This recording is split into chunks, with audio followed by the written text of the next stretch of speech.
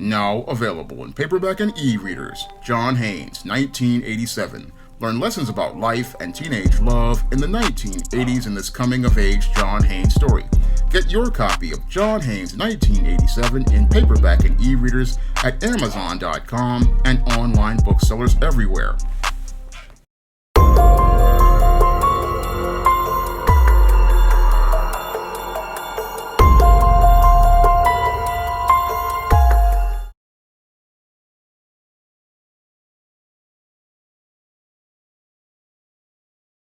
Details tonight in the deadly Georgia school shooting. The 14-year-old suspect, who police say shot and killed 2 students and 2 teachers, has been charged with felony murder, and his father has also been arrested and charged in the case.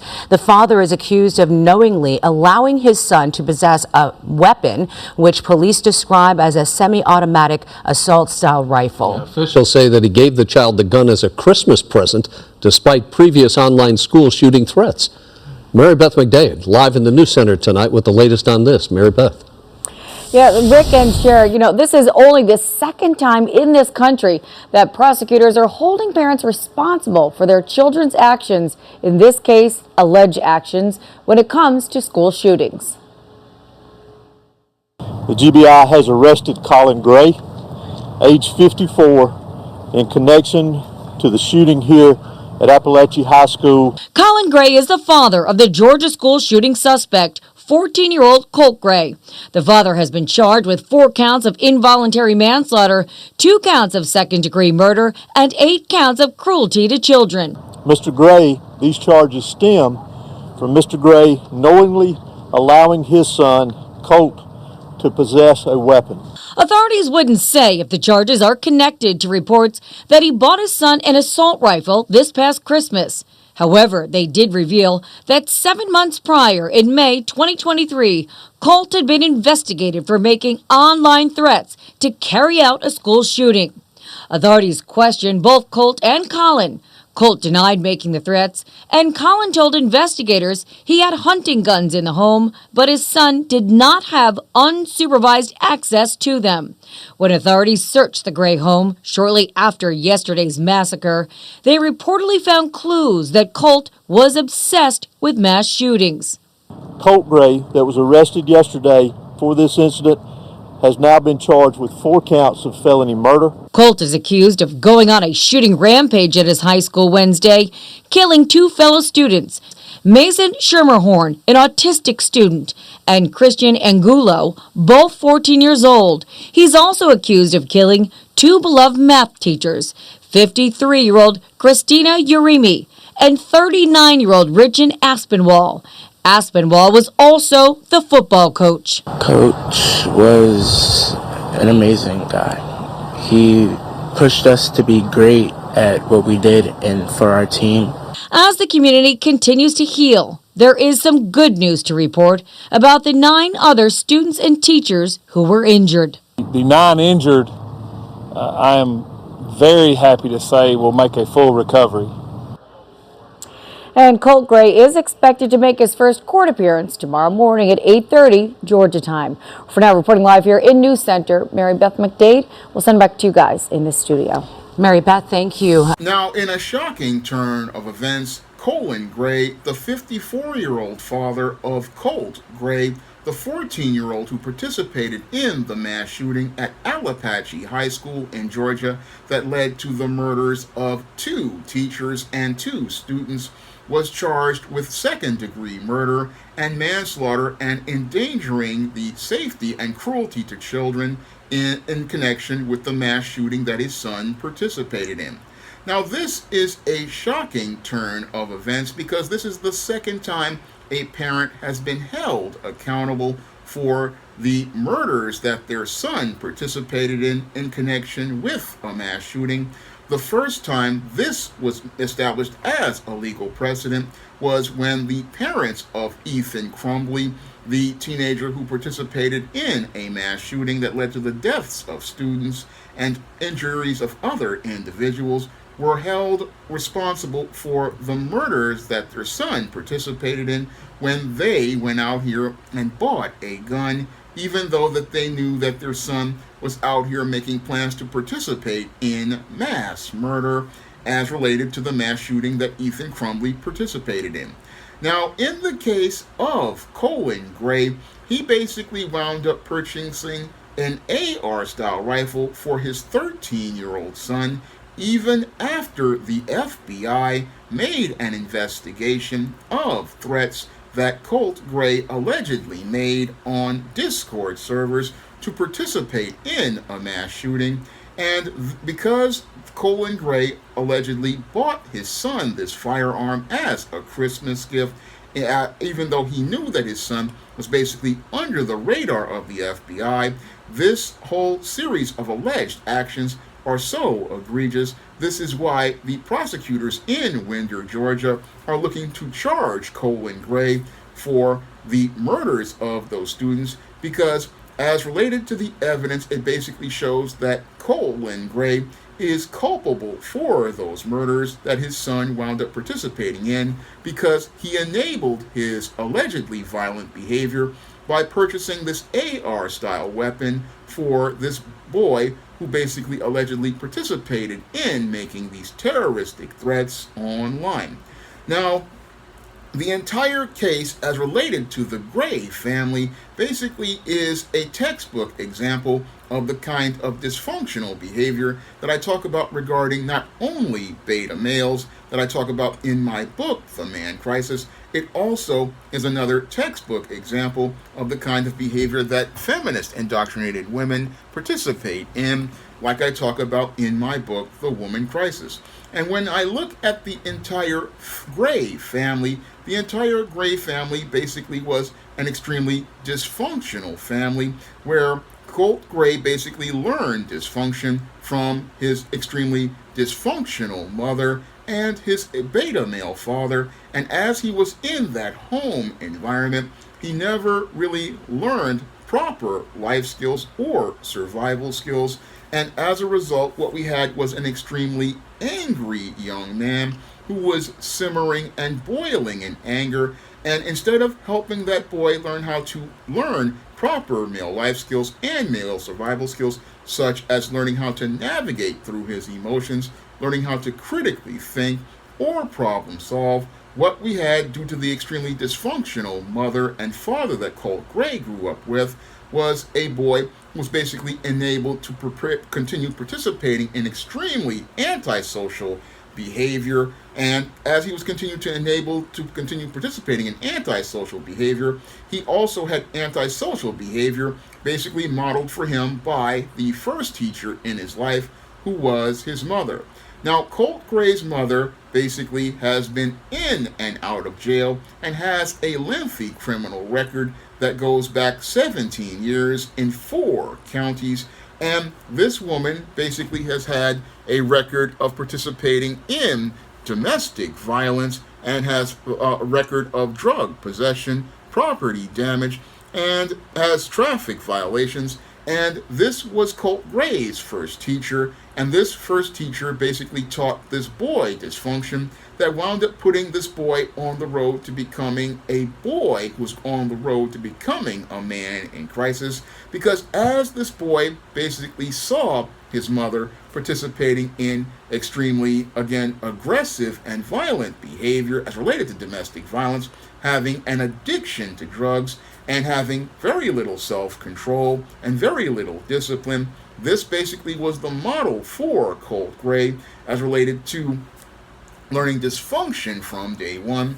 And that dysfunction was further exacerbated, as I see, from the father, Colin Gray, who was a beta male. And this beta male basically just sat there and allowed this dysfunction to go on as he was involved with this toxic woman.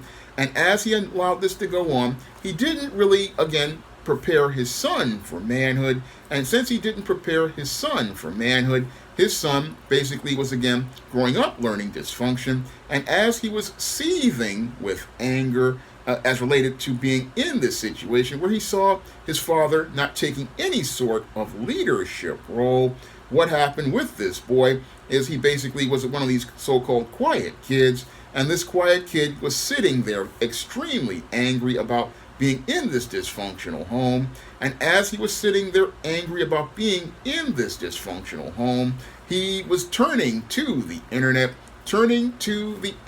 and places like the Discord servers to express his anger. And as he expressed his anger, this is where he wound up on the radar of the FBI. And sadly, because of the system of white supremacy and white privilege, when the FBI came along and looked to inquire about Colt Gray's alleged threats online, the FBI didn't go out here and take Colt Gray and his father seriously. No, what the FBI did, according to reports, was make the claim that these claims that they could not substantiate any of the information as related to the terroristic threats that Colt Gray was making as related to participating in a mass shooting. And that's where I have to call bullshit on the FBI as related to not being able to substantiate that data, because when it comes to all computers basically made after about 2004 or so, when we had Wi-Fi, and even in the Apple airport computers from the early 2000s, all those computers basically had an IP address in those computers. And since there was an IP address in those computers' Wi-Fi cards, it's easy to basically track an individual based on the IP address of a laptop, a cell phone, or a tablet that is enabled with Wi-Fi. It is easy to, again, track those devices and be able to substantiate that this was the device where this information came. Moreover, it is also easy to contact an internet service provider and be able to confirm that this device basically was the one that was online at the time, and it was also capable of being able to let people know, again, where this person was going and what websites they were on from the ISP, and be able to track that person from the second that they come online. I mean, this is all stuff that has been done as related to cyber crime, but you have the FBI saying, oh, we can't substantiate anything, and the only reason they didn't want to substantiate anything was due to the white privilege of these two white males, Colin and Colt Gray, had, all because they were white, and because they wanted to protect both of those white men, they basically enabled the whole situation as related to this entire mass shooting taking place. That's where the government is partially culpable for this horrible tragedy that led to the deaths of those two teachers and those two students. The other parties that were culpable is the father of Colt Gray, Colin Gray. He is also culpable because even though he was interviewed by the FBI as related to the antisocial behavior that his son was participating in on social media and message boards like the Discord servers, the father, instead of looking to take action to discipline his son, and also get him some sort of counseling as related to the situation of him possibly being bullied, instead of him looking to try to teach his son the male life skills of critical thinking, conflict resolution, and the ability to stand up for oneself in a constructive manner. No, what this dysfunctional beta male father does is go out here and enable his son to be more dysfunctional by going out here and buying this son who already has serious issues due to the dysfunctional mother he comes from and the dysfunctional home situation he's in. He goes out here and enables this boy's dysfunction by going out here and buying him an AR-style weapon, going out here and buying him that AR-style weapon. I mean, this is not the way a healthy father deals with a son who allegedly was being bullied. A father who has a son who is being bullied, maybe he'll take him to a karate class to learn martial arts. Maybe he'll sit down and talk to his son about making eye contact with people to engage them and assert and let them know that they will not be disrespected. And maybe that father may teach him some hand-to-hand combat skills as related to using his hands in a fight if he has to check someone. And maybe that father, again, in addition to teaching his son eye contact and speaking sternly to let people know that he will set a boundary with them if they look to disrespect him. These are the kinds of conflict resolution skills that fathers teach their sons. No, and these are the kind of conflict resolution skills, sadly, Colt Gray didn't get because his beta male father basically went out here and enabled this 13-year-old boy who was making terroristic threats of participating in a mass shooting by buying him the very weapon he would go out here and look to use as related to the proposed plans he had made online. And that's where I have to agree that yes, this man needs to be held equally liable and should be charged for criminal charges the same way that Ethan Crumbley's parents were held accountable for the dysfunctional behavior of their son, because in the case of, again, Ethan Crumbley, the parents bought this boy a gun, even though this boy basically was saying that he wanted to participate in a mass shooting, drawing pictures of this and showing it to students. And on the day he was supposed to be going to counseling, those same parents basically were accessories to the murder that their son participated in, letting their son go and text messaging their son, allowing this son to go out here and participate in this crime with malice aforethought. And that's where I believe they were justified in, again, filing charges of murder and manslaughter against those parents in that case. And the same thing has to be done here as related to Colt Gray's father. And I would also want to put Colt Gray's mother into this because I find it interesting they look to avoid making her accountable, but both of those parents are equally accountable. And now that we've got legal precedent, we now have a standard of law where parents are going to be held accountable for the extremely dysfunctional and antisocial behavior that their children participate in. Because when it comes to this whole situation with these beta males, part of the issue is parenting, and part of the issue is parenting because many of these parents basically don't go out here and, one, supervise their children, and two, don't go out here and teach their children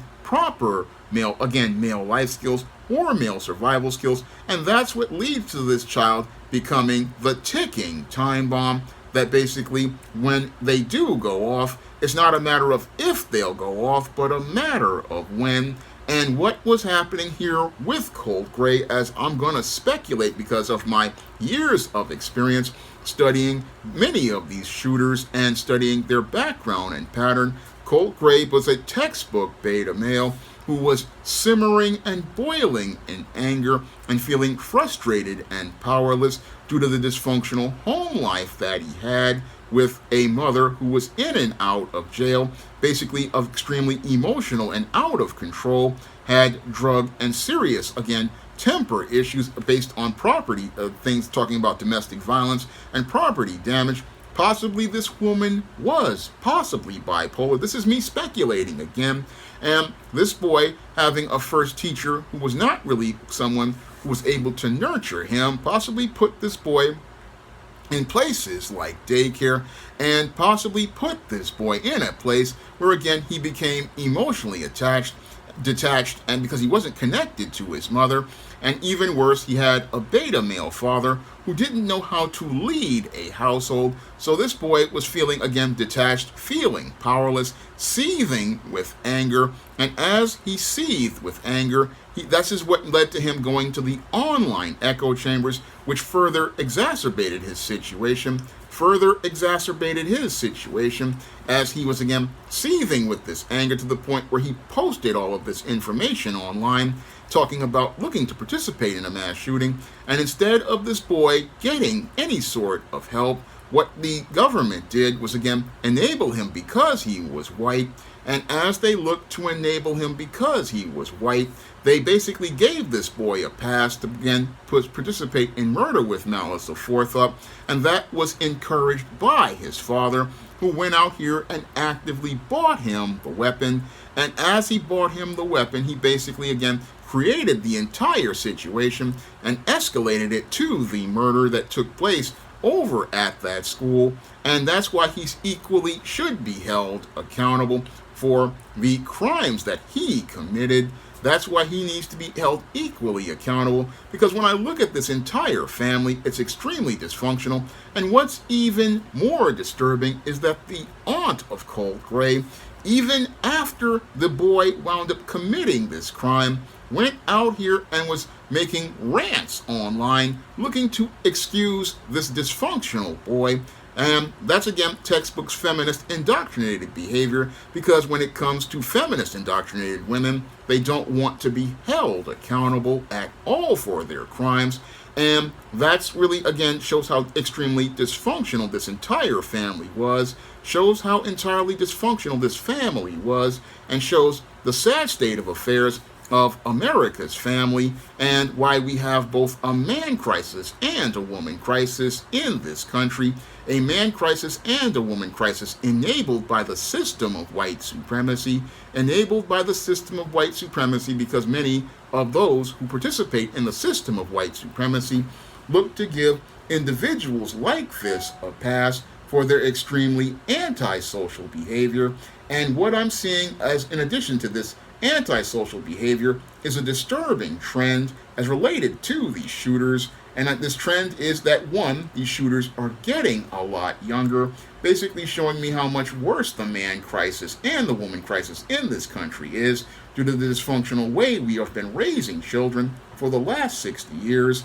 And two, basically shows me that we are having an increase in frequency of these crimes. And four, we're finding that many of these families are now making it a family affair, where the man in crisis and the woman in crisis basically encourage and enable their sons. I mean, this is the second case behind Ethan Crumbley, where we have a parent enabling and encouraging their child to, again, participate in heinous crimes, which shows me how dysfunctional America's families have become over the last 60 years due to the system of white supremacy enabling feminists and destroying the entire family structure unit.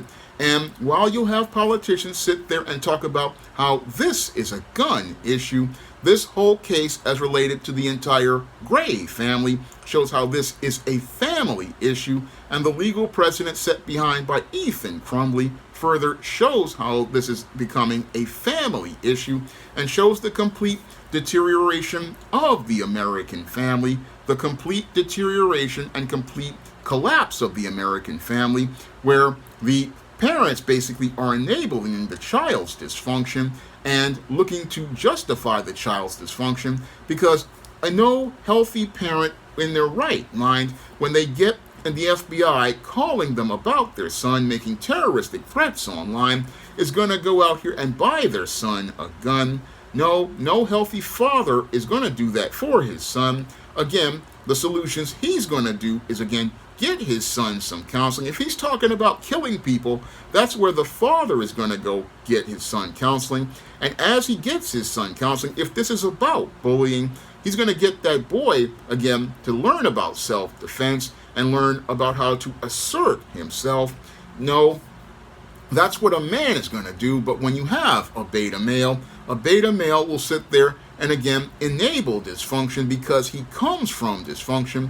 And that's why I say having no father is better than having a beta male father, because a beta male father will sit there and enable dysfunctional behavior from his sons. And as he enables this behavior, he wants to go slink to the back and say, oh, it's just the child, but the child is basically a child of the corn and grows up like a stalk because this man is too scared to stand up to his son because he's afraid of conflict. And because he's afraid of conflict, what he does is go to these extremes of saying, oh, I'll enable my son's dysfunction by buying him a gun. And that's where that man needs to be held culpable and needs to go to prison along with his son. And that's where both of these males will learn about structure and order that men have to follow from the authority of the CEOs, because these men are ineffective at establishing structure and order in their homes. So since this guy basically couldn't establish structure and order in his home, he's going to learn about structure and order inside of the penitentiary from the CEOs when they tell him and his son, who's been charged as an adult, that when to get up, when to eat at chow, when to go to the yard, and they will also learn about the social pecking order. And that's where Colt Gray is going to learn all about bullying along with his father Colin when they run into Bubba, Tiny, Roscoe, Big Dave, Melvin, and Mr. Sprinkles, and they are going to teach them about how to deal with a bully as they trade them for Little Debbie snack cakes, ramen noodles, packets of Crystal Light lemonade, packets of Crystal Light tea, Taster's Choice coffee, off-brand lemonade, off-brand lemon lime drink, off-brand grape drink, off-brand orange drink, off-brand fruit punch, off-brand apple juice, Fritos chips, off-brand Oreo cookies, off-brand lemon cookies, off-brand duplex cookies, off-brand vanilla wafers, off-brand ginger snaps, off-brand strawberry cookies, Hunt snack pack puddings, big meaty sausages, all sorts of other stuff that they have in the commissary. And as both of these guys are traded in the commissary, they're basically going to get, again, this guy is going to get, this dad is definitely going to get spit roasted, and then Mr. Sprinkles is going to come in and spray the special sauce all over his front side and his backside, and leave his back, and then call the guys from Cell Block D to see this dude's backside looking like the inside of a Louisiana crunch cake. And that's where both this father-son killing duo will basically learn the hard way about life in prison. And as they learn about life in prison, this is where Colin Gray will regret not teaching his son about the principles of manhood or the intangibles of manhood, because this father basically is wounding up losing one of the greatest intangibles of his manhood, his freedom, all because he did not know how to lead his son. And because he did not know how to lead his son and teach his son about manhood, this is why he's following his son into the penitentiary. This is why he is following his son into prison, possibly for a life sentence if he is convicted, and will deserve that if he is convicted, because if it is proven that he basically, again, bought this firearm for his son so that he could participate in a mass shooting, willfully and intentionally knowing that this was what his son was planning, this is what he would deserve as justice, because he just didn't care to be that father who would, again, teach his son the male life skills and male survival skills to understand that you need to protect and preserve your freedom. Yes, you may be the quiet kid. Yes, you may be the kid who's bullied. Now, I was the quiet kid who was bullied, but I understood that there were more important things to preserve rather than looking to go out here and look to hurt other people. No, I understood because I had learned male life skills from my father and my brother and even my mother that, you've got to learn how to maintain self-control, because the only person who can control you is you. And you don't go out here and lash out at people. You don't go out here and have a right to lash out people. You don't have a right to take anybody's life. But this white male basically felt he had that right through the system of white supremacy, making him believe he had a privilege to be able to do whatever he pleased. But that's not how the world works. No, the world works where we have accountability for everybody's actions, and when you participate in actions, there are consequences for actions, and that's what this father and son are learning, and this is what a father would have sat down and taught this young man. It would have taught this young man about this as related to this situation if he had a good father, but sadly, what Colt Gray had was a beta male father, and this beta male father did not do a good job of raising his boy to become a man, and now that same boy is on the road to becoming a man in crisis. But what's really the two most disturbing things for me are the dysfunctional behavior of the mother and even the aunt, because that really shows us the sad state of affairs of America as related to the system of white supremacy. Now, the late David Carroll said that a race of people can rise no higher than the moral position of its women, and as the woman goes, so goes the race, as related to the old African proverb. And we see that the moral position of these Western women basically is so low because that's shown as related to the behavior of Colt Gray, and the direction they're taking the country is downhill because this boy is the product of a woman who had a low moral position.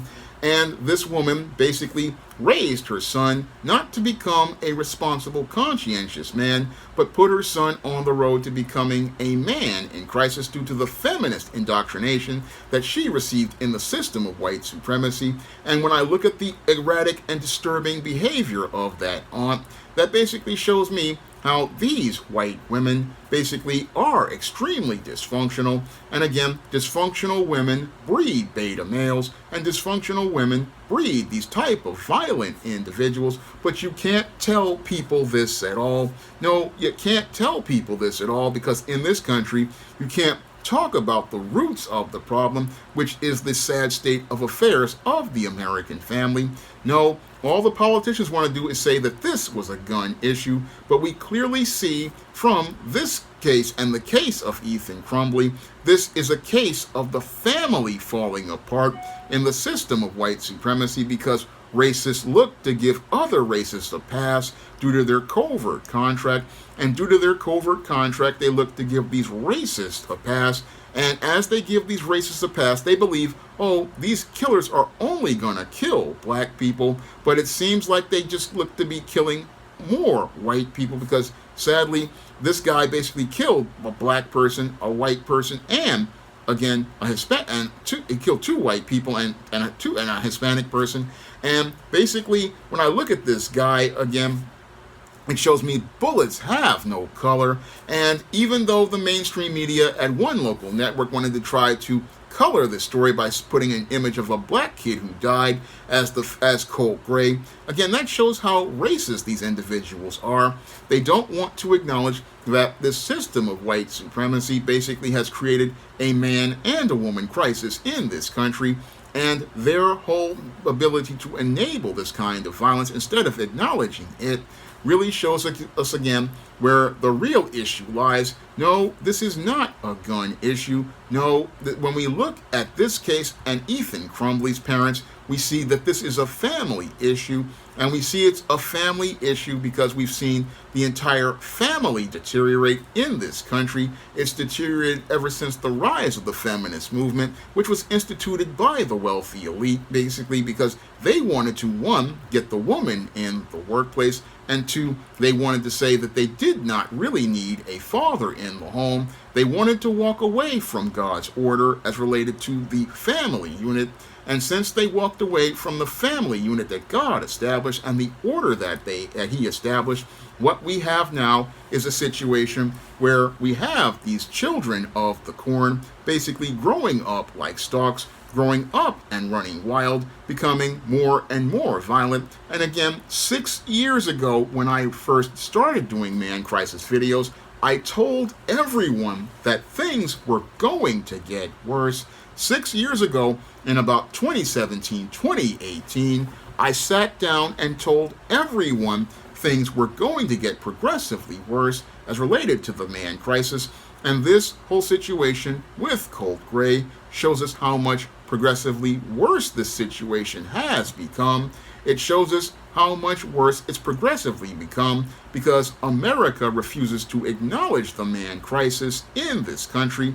It refuses to acknowledge the deterioration of the American family after walking away from God in an effort to be greedy for money. And we see that ever since America compromised with the system of mammon and the system of white supremacy, that this whole situation is getting progressively worse.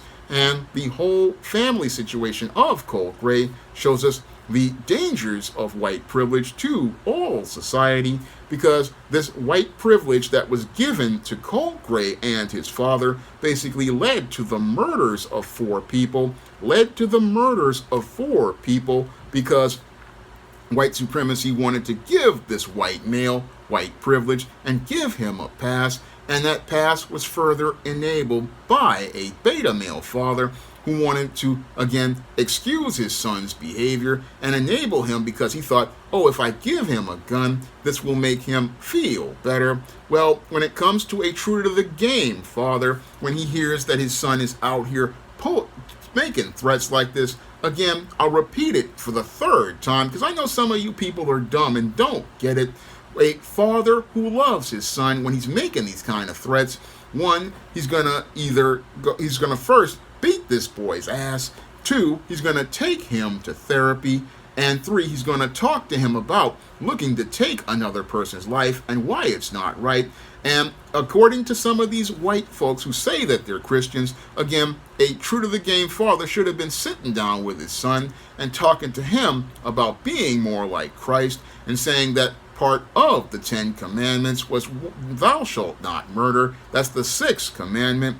And two, and he would go to him and talk about to be like Christ and talk about being like Jesus in loving your neighbor as yourself and loving the Lord with all of your heart, soul, and spirit.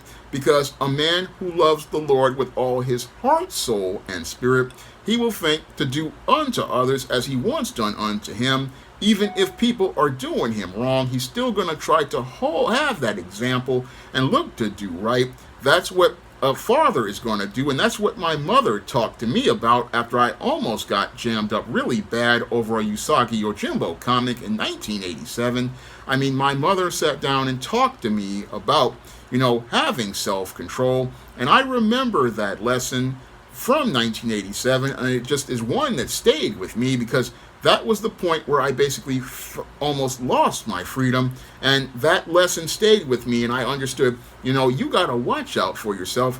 Yes, you may be feeling. Yes, you may be emotional. Yes, you may be frustrated. Yes, you may feel powerless, but you have to take your power, and part of taking your power, again, is understanding that the ultimate person that controls you is you, and the whole thing is, you want to do unto others as you want done unto you. You don't want to be the victim in a mass shooting, so you don't want to victimize others. That's the other point that I want people to understand. I want people to understand that, again, you don't want to be that person who goes out here looking to do harm to people, because, again, I was a kid who was bullied. I was a kid who had to deal with a lot of people saying and doing things, and I didn't want to hurt those people. I just wanted them to stop. And again, stopping a person is something that, again, when a father is out here, he's teaching his son conflict resolution skills and problem solving skills. And again, this is something a boy has to learn, but sadly, this boy didn't learn it. And because he didn't learn it, 4 innocent people wound up losing their lives, all because this boy was raised in a dysfunctional home by a man and a woman who were in crisis. Now, if you want to learn how to identify the behavior of a beta male who's on the brink of losing control of themselves and looking to plan violence, you can pick up my book, The Man Crisis, on Amazon.com in paperback and Kindle format and learn how to identify that behavior and hopefully possibly stop someone from losing their lives as related to one of these tragic incidents. And if you want to learn how to identify the behavior of toxic women and learn how to identify the similar behavior in girls and young women, you can also pick up my book, The Woman Crisis, on Amazon.com in paperback and Kindle format. You can also find it at The Woman Crisis at other online booksellers like Draft the Digital, Google Play, Barnes & Noble, and big box retailers like Walmart and Target. And if you'd like to see me make more videos about the man crisis and the woman crisis, you can drop a donation to the Patreon, the PayPal, or the Cash App by clicking the links in the description box. That's all I have to say for this video. You can comment, rate, and subscribe. Now available in paperback and e-readers, The Temptation of John Haynes. Give in to temptation and pick up this action-packed African-American paranormal romance. Get The Temptation of John Haynes in paperback and e-readers today. Now available in paperback and Kindle Unlimited. John Haynes, the man with nothing to lose. The man who rules the world runs into the irresistible force of a man with nothing to lose in this action-packed, all-new John Haynes series adventure. Get the regular and variant editions of John Haynes, the man with nothing to lose on Amazon.com today. Now available in paperback. From the author of the critically acclaimed book, The Man Crisis, comes The Woman Crisis. Learn why so many women have become lost in their quest to have it all in The Woman Crisis. Get your copy of The Woman Crisis in paperback at Amazon.com and online booksellers today. Support Black-owned and Black-operated digital broadcast media. www.niceradionetwork.com. Nice Radio Network, broadcasting 24 hours a day, 7 days a week.